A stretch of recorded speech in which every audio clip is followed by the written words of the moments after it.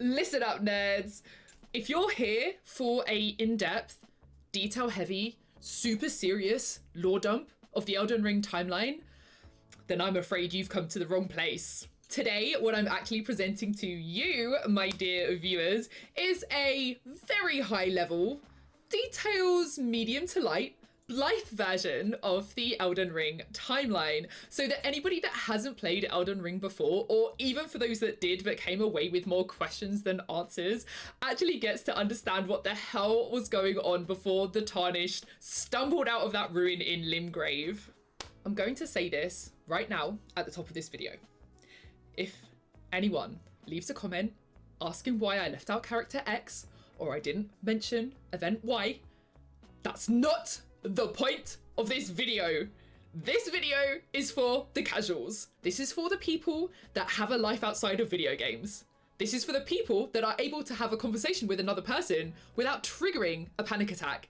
This video is for the people that don't need to know why Moog needs his own dedicated episode of To Catch a Predator. Certified lover boy, certified pedo. A quick note to say as well that this video was fully scripted and recorded before the DLC for Elden Ring was actually released. As of today's date, there has only been one trailer's worth of content to speculate about. I imagine that the DLC is going to add to or change this timeline in many different ways. If that is the case, let me know in the comments if you would like to see a revised timeline video. Also, if you do want to see me cover more Souls content in this way, I'm very happy to do so. Just let me know in the comments what character, timeline, or specific event you want me to look at, and I will most likely take you up on it. Anyway, without further ado, I, HerbieLaw64, do you see what I did there? Present to you the Elden Ring timeline for dummies. Let's go! The lore around the creation of the Lands Between is super vague and theory heavy. There's not really one accepted origin story, but what we do know is at one point there was nothing, and then there was a tree, and this tree was called the Crucible, and it was called the Crucible because it contained all of life within it. My understanding of what this life looked like was a big old soup. For all of you Neon Genesis nerds out there, you might be familiar with this concept. There's a big old soup sloshing around in the tree, which was the source of all life. At some point, that soup gains sentience, and all of the life forms, the races, the animals, the fauna, the flora, it all comes out, pouring out of the Crucible. And, you know, they go their own way, but this is the starting point, a tree. And trees are a whole thing in this storyline. We're going to move down the timeline at this point, where there is an established hierarchy in the Lands Between. And at the very top of this hierarchy, we find ancient dragons, led by this guy, Placidusax, who is known as the very first Elden Lord. Now, we'll go into what Elden Lord means later, but just keep that title in mind. You'll be hearing it a lot. And just so you are aware, Placidusax, in no way related to Parthenax. It's important to know that there is a native pantheon of gods that exist on the Lands Between, and one of these is this guy. I didn't have a picture. He is called Erdree, the immortal serpent god. He'll pop up later. Another one of these gods is the one-eyed god of fire, and he is worshipped by these guys. These are the fire giants. Now, they're called fire giants, funnily enough, because they worship the one-eyed god of fire. And as thanks for this worship, the one-eyed god of fire actually gives them the gift of this kind of really powerful fire magic. At the same time, the Numens, these beautifully artistically rendered stick people here, also arrive and settle in the Lands Between. Now, I read online that apparently they have really long lives and extremely low fertility rates, so very similar to the elves in, you know, Lord of the Rings, for example. However, what you will find over the course of this video is that fact is bullshit, because these people pop out so many sprogs that it's almost impossible to keep track of. And also, the love for alliteration these people have when it comes to naming their children, why? Why make it that hard on yourselves, honestly? On the geographic side of things, there's an area of land called Liurnia, which is seized by an extremely powerful household of magic users known as the Carrion family, and they promote themselves to royalty, taking full control of this territory. They also establish this place, which is the Academy of Rhea Lucaria. It's essentially this universe's version of Hogwarts. It's basically where all the mages go to learn, really powerful magic based off of, like the stars, the moon, and even gravity itself. So if you're a mage, this is where you're going to be ending up. Despite some hiccups here and there, we get to a point where the lands between are somewhat thriving. People are having a good time. And unfortunately, this catches the eyes of the outer gods. Now, they are a second pantheon of gods who do not exist in the planes of the lands between. They are out there in the cosmos, they exist in the ether, and they want a piece of the pie. They are incredibly power hungry. They are not going to be happy with a couple of 100 devoted worshippers like the native gods are. They want it all. They want the entirety of the lands between, every individual subjugated under their thrall. The Greater Will is just one of these many outer gods. Every single one of them is at war with each other, essentially to try and get down to the lands between first. And the Greater Will decides one day, I'm doing it, and sends down a comet to the lands between. Now this comet here is known as the Elden star. Now this Elden star is like a cosmic Kinder egg, and apologies to any American that doesn't get that reference because you can't be trusted not to choke on plastic when you eat chocolate. But essentially, celestial Kinder egg, the prize inside is the Elden beast. So this is how the Elden beast arrives into the lands between, and down the timeline, it eventually transforms into the Elden Ring itself. Oh my God, she said the name of the game. Oh, let's go. So what exactly is the Elden Ring? Well, it's not a physical object at all. What it actually is the manifestation of the concept of order that the Greater Will wants to impose on the lands between. Simple, right? Think of it like a puzzle. It's comprised of several rooms that each define the rules of reality within the lands between. The Elden Ring is also conveniently customizable. So if you take out one of these individual rooms, you can literally warp reality to how you see fit. And we will delve into this concept in more detail later, so don't worry if you're struggling to understand it at this point. Now that the Greater Will has enacted the first part of its plan, it actually has a really big problem. So it's all the way up there in the cosmos, like super far away, and the Elden Ring is all the way down there on the lands between. It's not able to manipulate it in any way. So what the Greater Will actually needs is an individual to step up and become a vessel for the Elden Ring. Now, this vessel, this person, will essentially, become a home for the Elden Ring, will be able to wield the power of the Elden Ring. However, they will be doing it on behalf of the Greater Will. So what's in it for them? Well, they literally become a god. Bam! Enter Marika, and Marika's tit. She is of Numen descent, so she came along with these people, and she's also an Empyrean. Now, an Empyrean, to put it very simply, is an individual that is able to house the power of an outer god within themselves. They're very rare, few and far between. Now, once Marika accepts this power, she actually becomes Queen Marika the Eternal. She's literally raised to godhood at this point by the Greater Will, and they start to work together to establish the Golden Order in the lands between. In one of her first acts as queen, Marika actually removes the Rune of Death from the Elden Ring itself. So remember, these runes literally dictate how these concepts work within the lands between.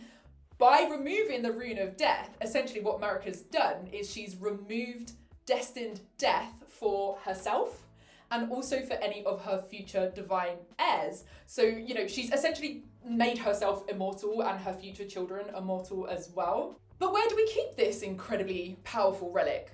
Well, Luckily for Marika, as part of her staff benefits program, she is provided a shadow companion. Now, a shadow companion is given to Empyreans. They essentially act like bodyguards or guardians. You know, they're there to protect the Empyrean. For Marika, her shadow guardian is her brother. It's Malekith, everyone! Representing the furries in the land between. We never see Malekith outside of his fursona. Like, I'm pretty sure he has the ability to change shape. Like, we see him do it in the video game. But the guy clearly loves running around on all fours and having whiskers, so we're not here to judge. You know, he's not hurting anyone. So like we said, Marika gives the Rune of Death to Malekith, who places it in his sword, where he continues to protect it. Once that loose end is all tied up, Marika, she takes the Elden Ring, she places it in the Crucible. Now, this is really interesting because what happens is when the Elden Ring becomes a part of the Crucible, it actually begins to glow with this, you know, beautiful, divine, golden light, much like, you know, the trees in the Silmarillion, if you've read it. And what we actually find is that this becomes this really important symbol of Marika and the Greater Will's Golden Order. You know, it's kind of like their flagship symbol. And this tree, it goes from being known as the Crucible and becomes known as the Erdree. Queen Marika now has to crush any threat to this new Golden Order. And so after what I'm sure was an extremely thorough review of his CV, she decides to marry Hoarah. Now, Hoarah was a chieftain of the Badlands, extremely skilled in the art of war, and he happily obliges when she asks if he would become her consort and wage war on her behalf. As consort to Marika, his full title is now Godfrey, the First Elden Lord. But I thought you said the dragon was the first Elden Lord. Yeah, no, I did. But now you're saying Godfrey was the first Elden Lord. Correct. Godfrey and Marika have their very first child called Godwyn, later known as Godwyn the Golden. Now, listen, there are literally 0 pictures that exist of Godwyn in game before a certain point. I needed a placeholder. I googled blonde knight. This is what I got. They then go on to have a set of twins. These twins are called Morgott and Mohg, and unfortunately they are born omens. Omens are a really interesting piece of Elden Ring lore to me personally. I find the whole thing really intriguing. So essentially an omen is an individual that is born with bestial features. So these could be things like horns, tusks, wings, tails, and actually in the old era, the pre-Marika era, it was almost considered to be a blessing because you'd been touched by the divine. The old native gods had blessed you with these features. However, in the age of the Golden Order, it's actually seen as a blasphemy, and these omens are considered cursed. Now, what is really, really messed up is when these omens are born, essentially what happens, the Golden Order demands for these bestial features to be removed. So for example, if this baby is born with horns, these horns get cut off at birth. And to be honest with you, the vast majority of these babies do not survive this procedure. So, I mean, essentially, they're just killed at birth. Like that is their fate in this Golden Order. Mohg and Morgott are Nepo babies, so they get to escape that fate, my friend. However, what Marika does decide to do is take her 2 newborn babies, these poor omen boys, and she locks them in the sewers underneath the capital to be left rotting away there for their entire lives. She does not want to see hide nor hair, literally, of them for the rest of their lives. Clearly, Marika had a favourite. There were many factions that were targeted by the Golden Order based on their perceived threat to the establishment, so to speak. We're going to focus on 2 because they are the most relevant to the story, and also they are the most interesting, to be honest. Firstly, in Liurnia, the home of the Carrion royal family, if you remember, and the academy that housed all the really powerful mages and sorcerers, that came under attack by Radagon. When I tell you Radagon, for some reason that is unknown even to myself, is my absolute favourite FromSoft character, which is insane. He doesn't utter a single word in the entirety of the game. I love him. I literally love him. I was on stream saying to chat like, Radagon kinda... Anyone else think Radagon's kinda... No one did. No one did. Just me, apparently. So Radagon kind of just comes out of nowhere at this point. He doesn't have any history before this incident. He just appears. He obviously is in high favour with Marika because he leads her forces to Liurnia and goes against the beautiful Renala. This is Queen Renala of the Full Moon, known as such because she has been able to harness lunar magic at a level that nobody else has been able to previously. She is an extremely powerful mage. She is queen and she is also head of the academy. So, you know, this woman is really a force to be reckoned with. This wasn't some opponent that was going to be won over very easily when it came to the battlefield. And in fact, that's exactly what happened. With Radagon and Renala, they fought many battles against each other, but they were always at a stalemate. They were never able to kind of overpower the other. So they did, I guess, what was the only option that was left to them, and they got married. Very much giving my favourite fanfiction trope, which is enemies to lovers. Like, I can only imagine how this relationship evolved the way that it did, but it's very interesting and I wish we knew more about it. This marriage was actually an extremely good outcome for the Golden Order. It meant that Liurnia, rather than being an enemy, became absorbed by the Golden Order, or at least became an ally of it. So they no longer had a threat from that position. Radagon and Renala seem to share a really happy marriage. They seem to be deeply in love with each other. They go on to have 3 children who they named Radahn, Rykard, and Rani. Now, I am aware that this is Triss from The Witcher, okay? I am aware of this. There is no picture of Rani in-game from before a certain point, which is a massive spoiler. So I just was like, redhead witch, and then, like, Triss was the first girl that came to mind.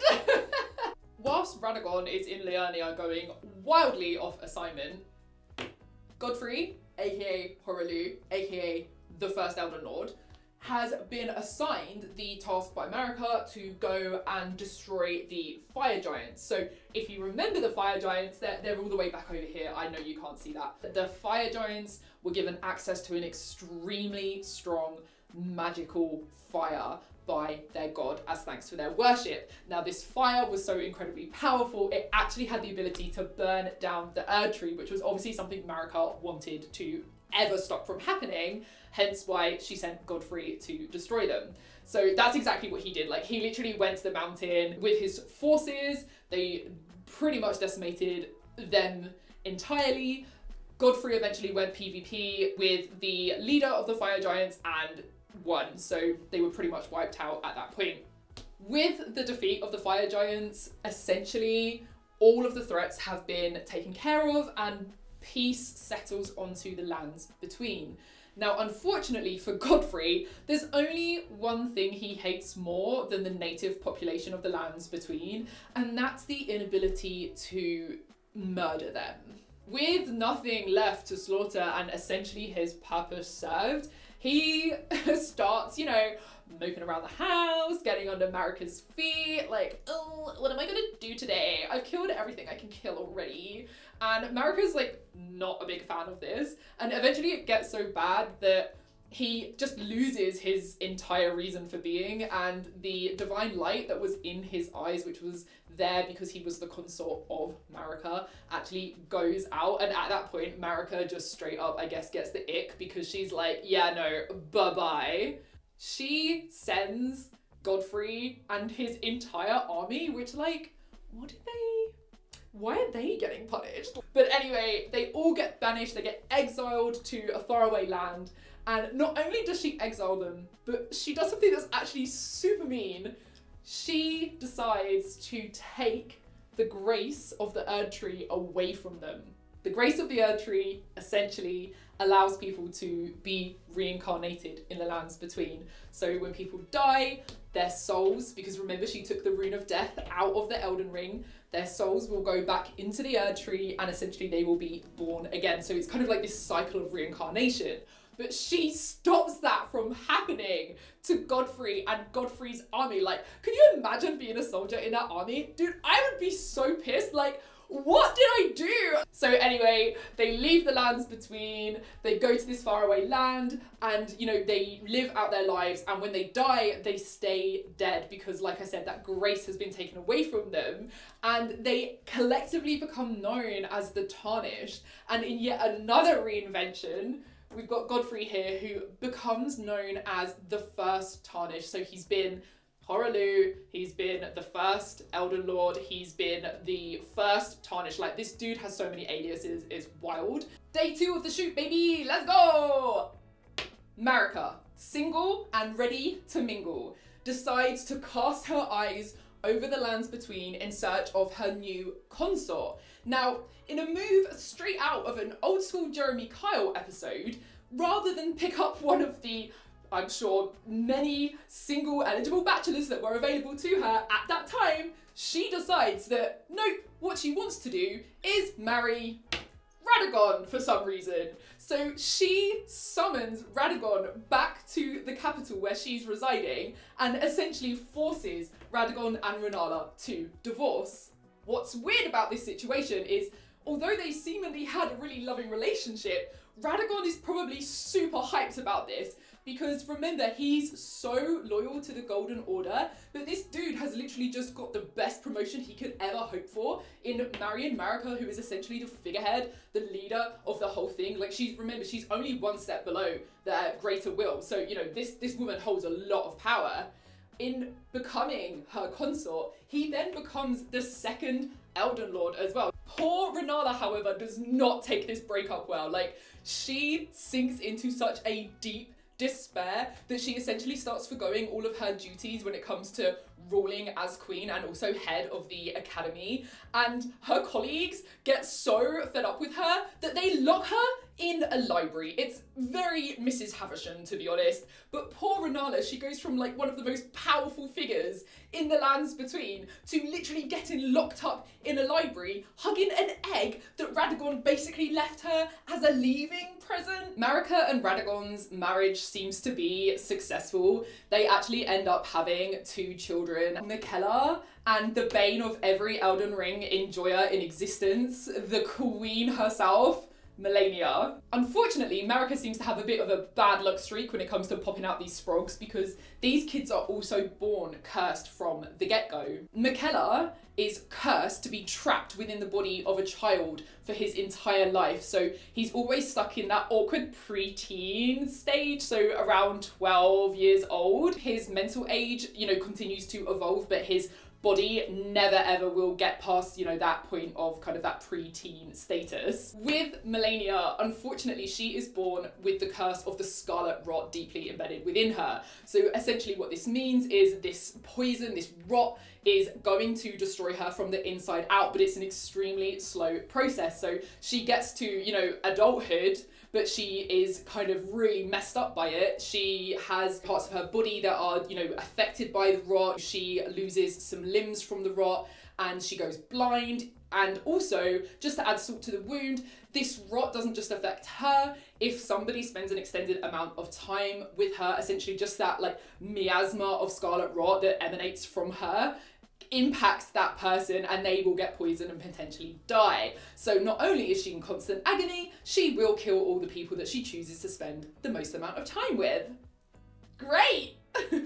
This is a really awful situation for these kids. Like, I feel really bad for them, but I also just wonder, is it possible that this situation is an allegory for the very real world situation where children are born with awful hereditary conditions based on the relationship that their parents share with each other? It's incest, baby!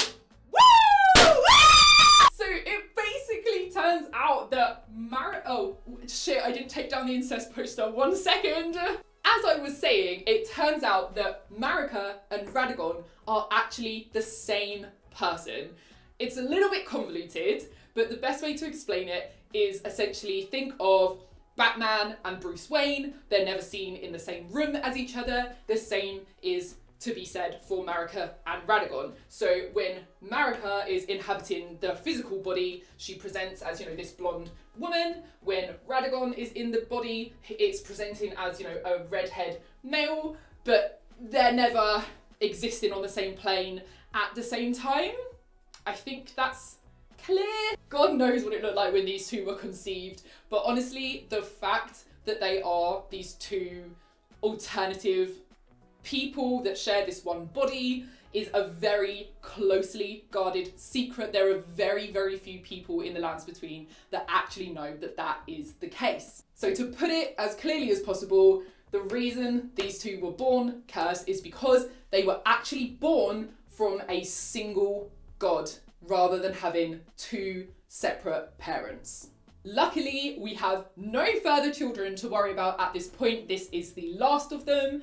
And Marika decides, in an act of kindness, maybe in her eyes, that she is going to adopt Radagon's children from the first marriage with Renala. So she adopts Rani, she adopts Rykard, and she adopts Radahn. And this elevates them to demigod status alongside the original 3 boys over here.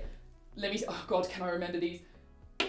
Godwyn, Morgott, and Moog. Yes! Out of all the kids now that we have, Marika has to decide who she wants to choose as a potential heir for, if the time comes and she has to relinquish the throne, because remember, she's not gonna die, she stopped that from happening. Remember that in order to be able to possess the power of the greater will, they have to be Empyreans.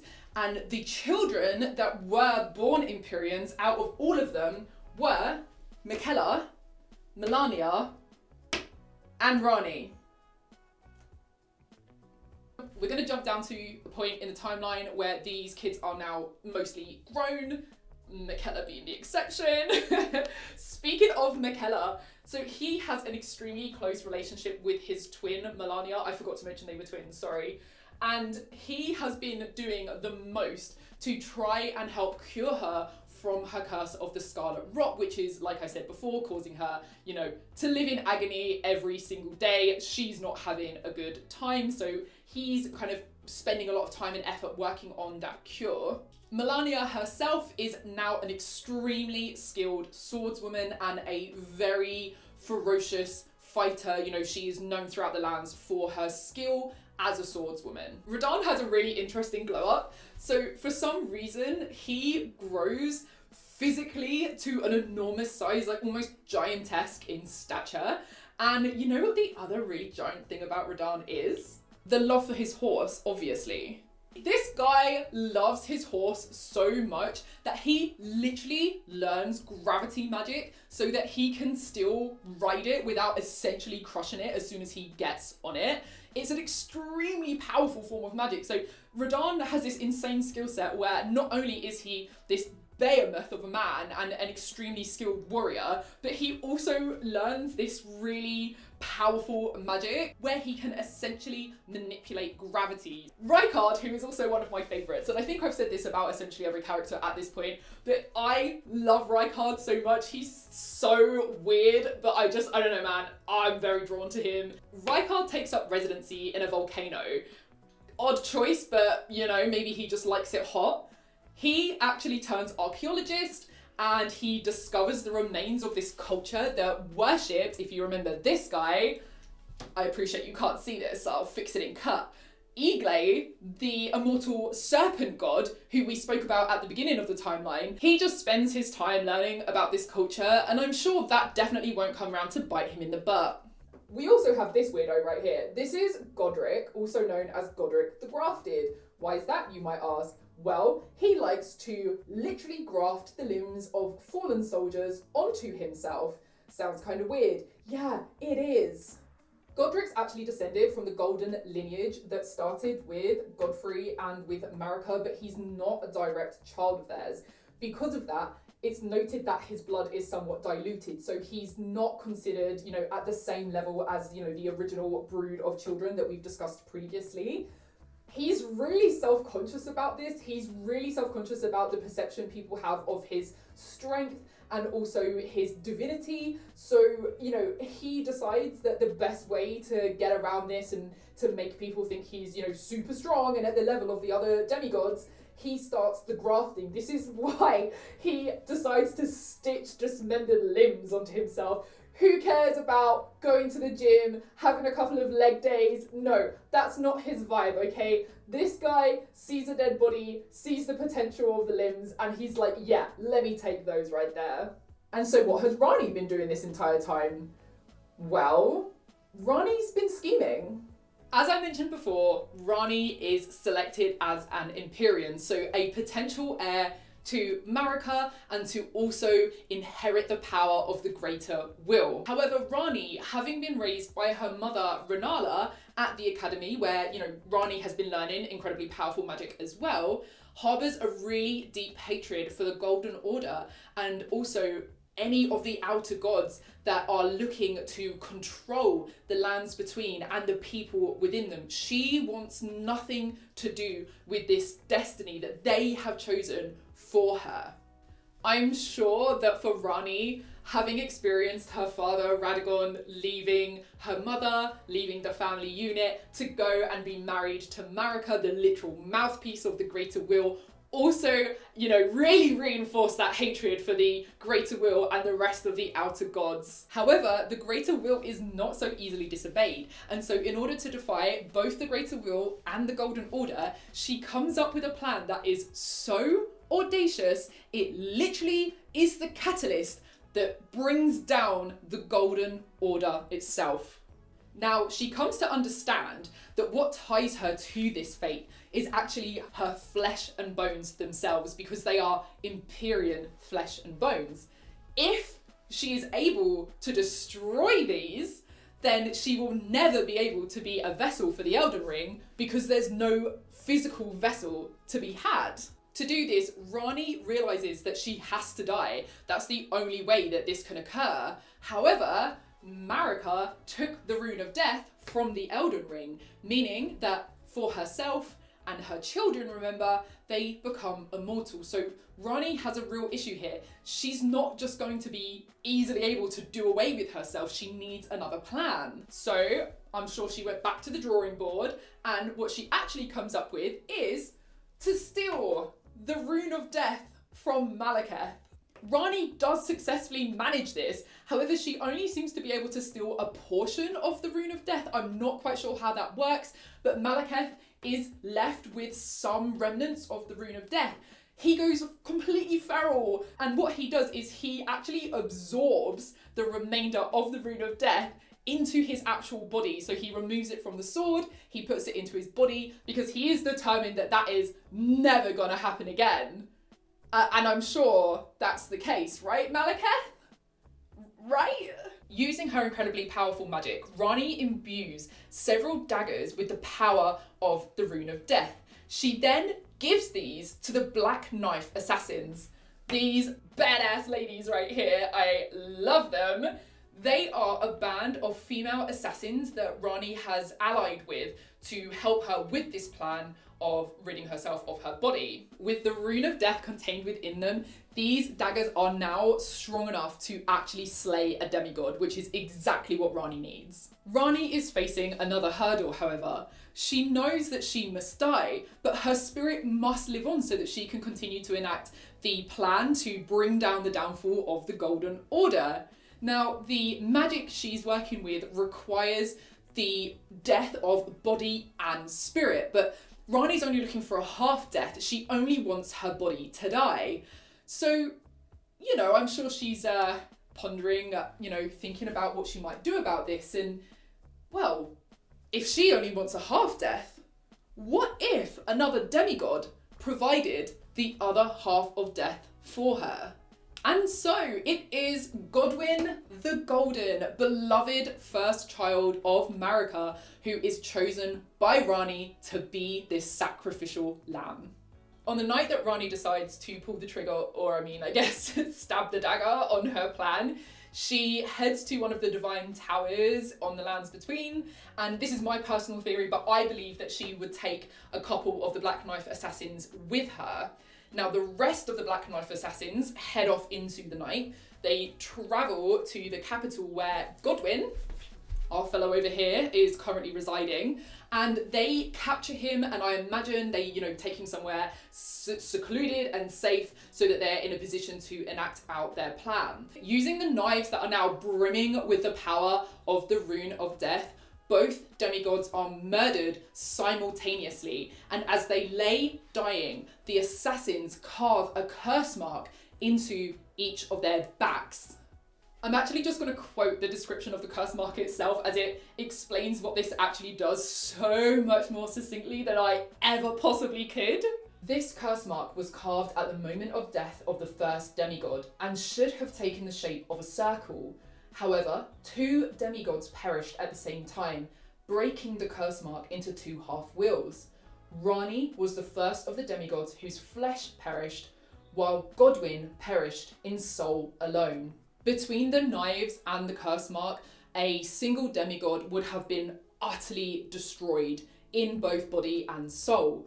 But because Rani ensured that 2 demigods died at exactly the same time, she perished in body alone and was able to retain her soul. For Godwyn, however, his outcome was pretty tragic. So his spirit died, but his body remained. Now, it would continue to remain because he couldn't die because of the removal of the Rune of Death. So what they do is they take his body and they place it into the roots of the Erdree, which was kind of a customary burial rite that the Golden Order had.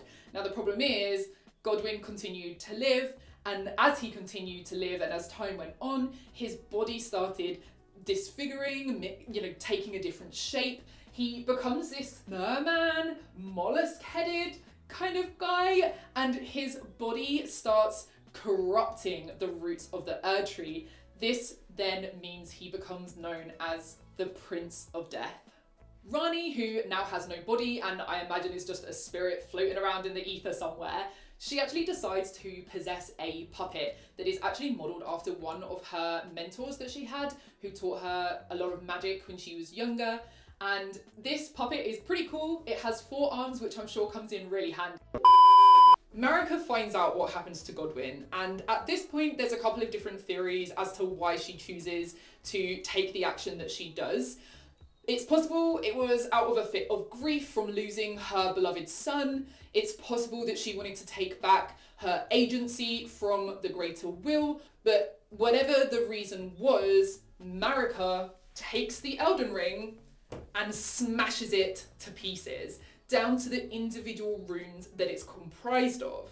Radagon is pissed and takes control of their shared body. He tries to reforge the Elden Ring using the same hammer that Marika has just used to destroy it. And this makes me laugh so much because, my guy, are you not aware that hammers are generally not used to fix things? It is giving mad himbo vibes, to be honest.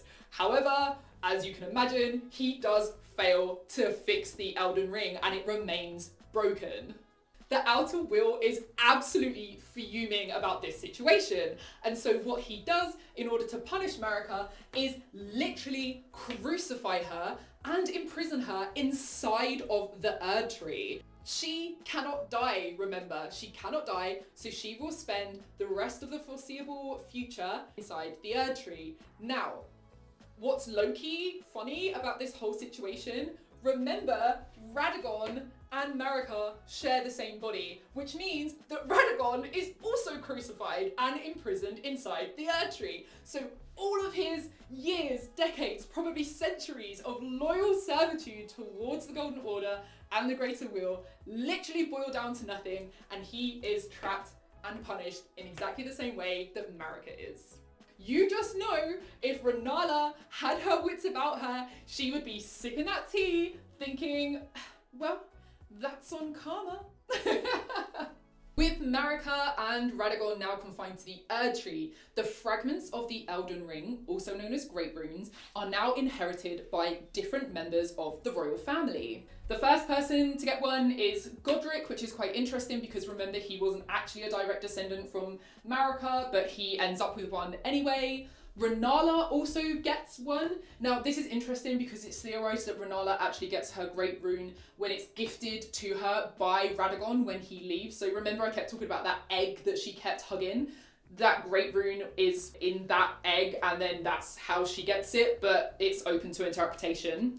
Oddly, the two Omen twins also get Great Runes, so we've got Morgott and we've got Mohg, and then also the wonderful Melania also gets a Great Rune, and that is all of them accounted for. Hello, it is Editing Herbie here. So unfortunately I seem to have misplaced some footage from this section of the video, so apologies for the lack of continuation, which seems to be the least of this video's issues, to be honest. But yeah, I'm just going to do some additional recording here and just fill in the blanks from the bits that I have mislaid. It seems like the capital Leyndell becomes under siege from many different forces that are attempting to claim the throne for themselves. Now, Morgott, who originally was locked in the sewers of the capital, is the only sibling to stay behind to protect it and repel these invaders. He has remained loyal to the Golden Order despite everything they've done to him. Many factions attempt to invade the capital, but they all fail thanks to Morgott's hard work. And in fact, Morgott continues to govern the capital even after this period of war is over. He becomes known as Morgott the Omen King, which is highly ironic because unfortunately due to his status as an Omen, he is never allowed to take the throne despite all of his valiant efforts. It seems really heavily debated online, but it appears that Radahn may have been one of these invading forces that tried to gain entry into the capital in his own effort to become Elden Lord.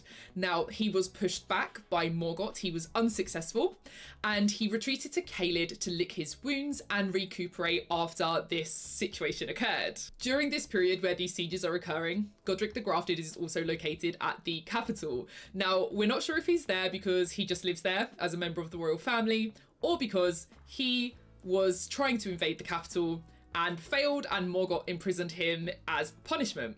Either way, Godric escapes the capital using an item called the Mimic Veil. With the power of the Mimic Veil, he transforms himself into a woman and joins the fleeing civilian women as they run from the castle to escape the war.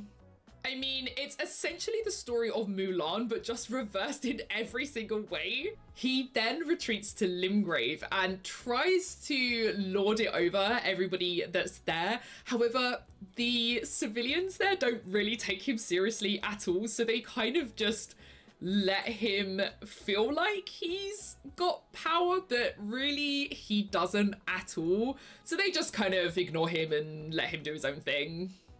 Rykard, my beloved, is in a position where he's having to defend himself from the armies of the capital. Now, he realizes that he needs to gain more power if he's going to stand a chance against them.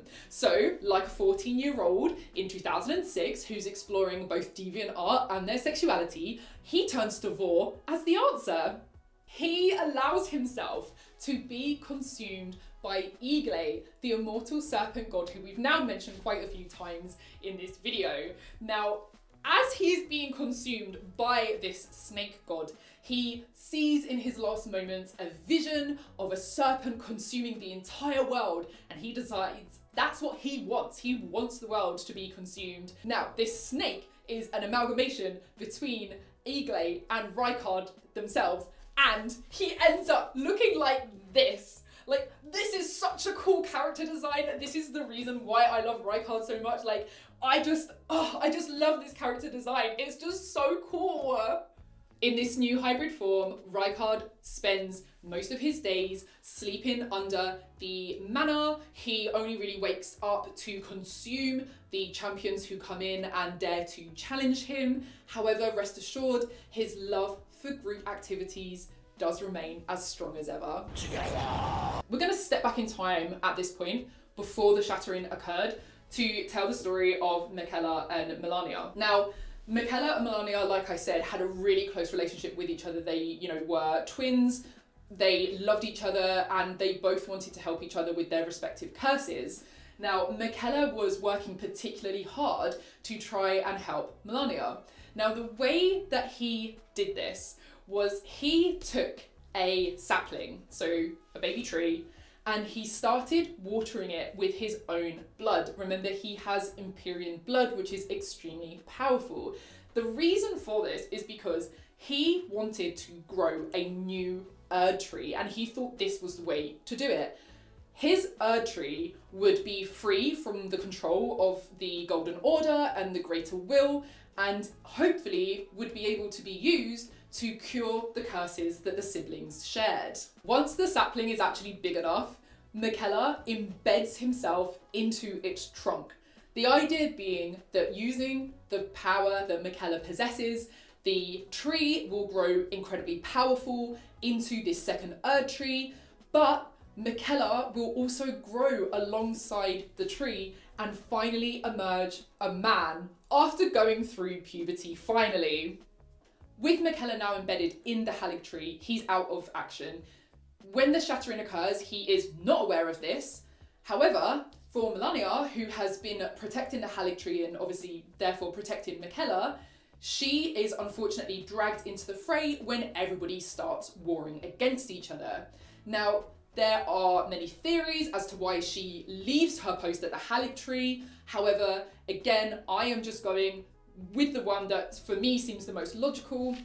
She marches to Caelid to take Radahn on 1v1. Now, the reason for this is possibly because Radahn is extremely power hungry, he wants to be the Elden Lord, he wants to take the throne, and it's possible that only Melania herself is powerful enough to challenge him and stop him from doing that. This particular story doesn't really move anything forward in any way, but you guys have to hear it because it is hilarious and just really reinforces how idiotic Godric actually is. So when Melania is actually marching through Limgrave, which is obviously, if you remember, where Godric decided to hole up after his escape from Lanedale, he, for some reason, thinks that it's going to be a really good idea to openly insult and challenge Melania, which to me is absolutely insane because obviously this woman has such an insane reputation for being such a skilled swordswoman. She says herself she has literally never known defeat, and Godric the Grafted just thinks, you know what? I will be the one to prove her wrong. As you can imagine, it does not go well for him. Melania, she takes the time to march to the castle where he is staying. She beats the ever-loving crap out of him. However, when he does, on his knees, beg for her mercy, she gives it to him. I think, well, my interpretation anyway is that I think she realised that, he was so below her that he wasn't even worth killing. So he actually escapes with his life, which is not what a lot of people could say, when it comes to actually facing her 1v1. When Melania and Radahn finally meet on the battlefield, they end up in this bitter duel where neither of them can get the upper hand on the other, just like Radagon and Rennala before them. Now, this forces Melania's hand, and what she actually does is she pretty much jumps on top of Radahn, who, if you remember, is very, giant in stature, so she's literally able to use him as a platform. She then drives her own sword through herself, unleashing a torrent of rotting, poisonous blood over Radahn. She then unleashes the full power of her curse and allows the Scarlet Aeonia to bloom. Melania essentially sets off the equivalent of a nuclear bomb on top of Radahn's head. It causes the Scarlet Rot to infest everything around it. Like, the entirety of Caelid is infested with Scarlet Rot. It warps the landscape, it warps the wildlife, everything just becomes drenched by Scarlet Rot, and it is just a hellscape. Believe it or not, Radahn does actually survive this explosion. Unfortunately for him, The scarlet rot infects him so deeply and so thoroughly, he loses his mind. There is no level of sentience essentially left in him. So he is left wandering like a zombie around the battlefield. He feeds on the bodies of the dead soldiers that lay there. And, you know, it's a pretty sad demise for what was essentially one of the best warriors in the lands between. Melania, after the battle, is in a comatose state. The action of releasing the full power of her Scarlet Rot curse essentially just wipes her out. So in what I can only describe as one of the most beautiful sapphic actions that ever takes place in a FromSoft game, one of her dedicated knights who fought alongside her against Radahn, her name is Finlay the Cleanrot Knight, she actually takes Melania on her back and carries her all the way back to the Haligtree to recover under the care of Miquella. Except Miquella's not there anymore. Whilst Melania was away, somebody had cut the Haligtree open and stolen the cocoon that Miquella was sleeping in. That individual was, drumroll please, Mohg! Yes, this guy, we're coming back to him! Mohg, now known as the Lord of Blood, it's super edgy, it's very much giving, you know, the 13-year-old boy that has just discovered 4chan for the first time. Mohg has been in contact with the Formless Mother, who is a god. Now, they have been plotting between them. They want to usurp the Greater Will and the Golden Order to replace it with their new blood dynasty. There is, however, a sticking point in this plan. Mohg is not an Empyrean. He cannot contain the power of the Formless Mother within him. However, what he could potentially do, and hear me out here, guys, what he could potentially do is find an Empyrean, have them contain the power of the Formless Mother. Mohg could become the consort of that Empyrean, and, well, that would make him the new Elden Lord, wouldn't it? It's an interesting plan. So just imagine Mohg's delight when he comes to understand that there is a sleeping Empyrean ripe for the taking, just ready to be filled with divinity. There is a lot to be said about how weird and gross this whole plan is, but I can't say it because I would really like to earn some money from this video. For the love of God, please follow me. I'm literally not even monetized on this channel. I have no idea why I'm doing this to myself. I literally should be playing Warframe without a care in the world, and yet here we are. Mohg successfully kidnaps Miquella and brings the cocoon back to his underground lair.